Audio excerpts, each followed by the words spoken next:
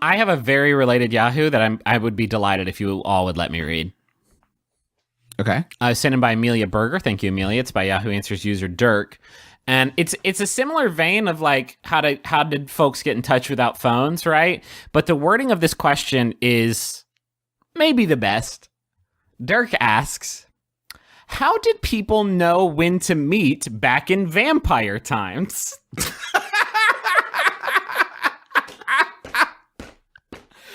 I know that.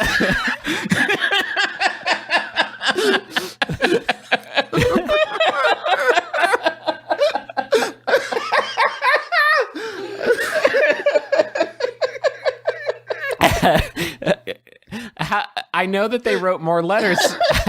You gotta let me get through it. I know that they wrote more letters and stuff, but back in vampire times, how did you make plans with friends? Did they just wait around all day and hope that they ran into each other? Oh, God. What? Oh, God. What is wrong with our schools? You can make all the plans you want. The vampires are going to ruin them. I mean, you can write a letter. It's like, meet me at Ye Old Arby's this afternoon, but a vampire's just going to be waiting there to harangue you. Hey, meet me there at 2 p.m. Can't do that. Can we make it 2 a.m.? The problem... The sun is an issue. The sun is bad for vampires. So, I mean... This is before. I'm gonna let's set the stage. It's vampire times. There's no electronic. 1972. There's no electronic communication, which of course means Willem Dafoe is still trapped in that spectral cage somewhere before Alexander Graham Bell let him out. And I want to get in touch with you. I want to get in touch with Dad to go see Rogue One. Do I just like go to the theater and just like hope he like?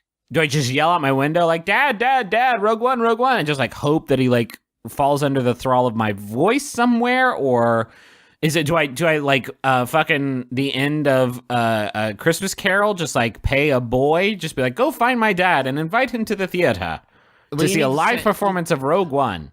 You have to send your familiar. You got to send your Renfield, right? And your Renfield goes and like delivers the message to your vampire dad, and then vampire dad like gives him, I guess, some bugs to eat or something, and then Renfield returns to you. And actually, can I tell you something? It was actually a much more efficient system than we have now. I suppose so. In many ways. In many ways it wasn't, but in many ways it was, if you think about it. But like in vampire times, how did folks know to meet up though? It's a good question. I mean, that's why we had public houses, right? Was that a thing? I've heard that term before. Mm-hmm. Are those just houses where people could be at? And yeah, you meet up there for a bite.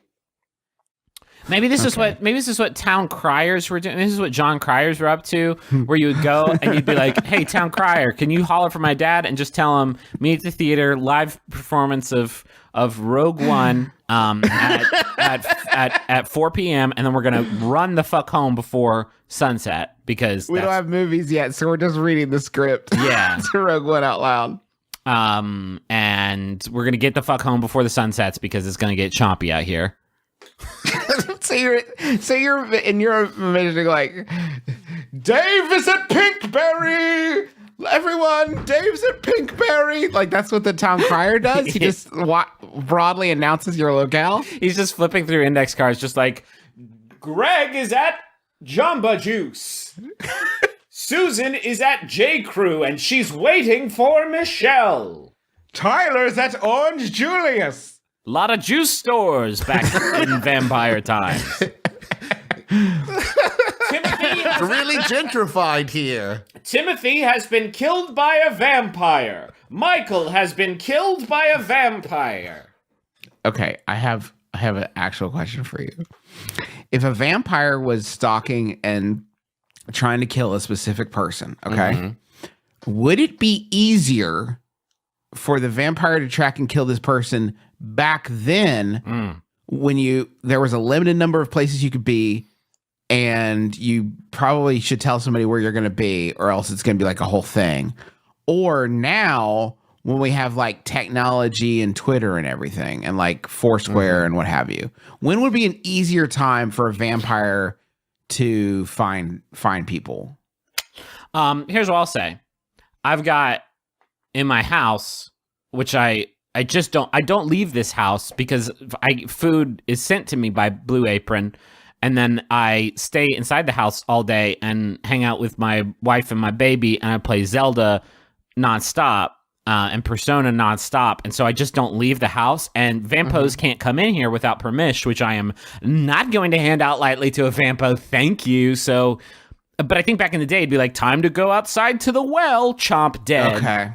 You know, Yeah, that's a good point. Because the follow-up question I have, Justin, along those same lines is, do you think it was easier back in vampire times for a vampire to gain permission to enter your house because everyone was like so dumb and trusting, and now everyone just hates every other human being, and it's a lot harder to get somebody to let you into their house? Like, if somebody came to my door now, not only would I not let them in, I probably wouldn't even go to the door. Like, they'll leave. If they have something for me, they'll just leave it there.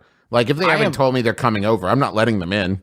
I always kind of assumed that a vampire has to be invited in thing is something that vampires made up and spread around because it's so fucking funny. Can you imagine nothing? Like, it would be a nightly hilarious event for you to like see some dumb human standing in the window like neater, neater, neater, and you just like pounce through the window and eat them. Like, that's got to be the funniest shit.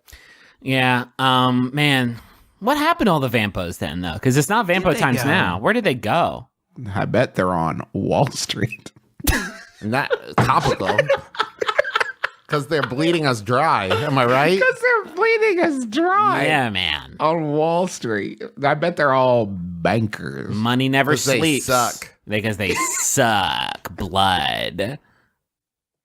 I guarantee that's got to be a tagline for a movie somewhere, right? Vampire bankers, these interest rates suck. Something like that, right? Something like along that. those lines. Trading stocks and biting knocks. Do you mean necks? That's a bad rhyme. having sex and biting necks, and now it's like sexy, like Wall Street, like power, Mr. Big. Mr. Big up at the top, turns out he's a vampire the whole time. And he's the one who wants to be with you. Mm-hmm. I have a friend that I frequently Hold on. I think Rachel locked herself out. 1 second. There's Jehovah's Witnesses right outside my window, so I'm gonna be down here for a little bit. Okay, what are they doing, Griffin? Are you okay? They won't leave. They keep knocking. This is literally germane to the conversation we were just having about not wanting to open the door for strangers. Are you okay? I mean, I'm good. I don't want them to know I'm in here. You don't want to have to talk to other human beings? Yeah. We're good though. Let's just move on. I bet Jehovah's Witnesses, by the way, would not be so fucking cavalier if we were still in vampire time. Absolutely not. I think, Justin, you would find that most people wouldn't be. Yeah. Not just Yeah, that's a good point. Let's go ahead and move on to you just take the reins for a little bit. I'm riding this one out.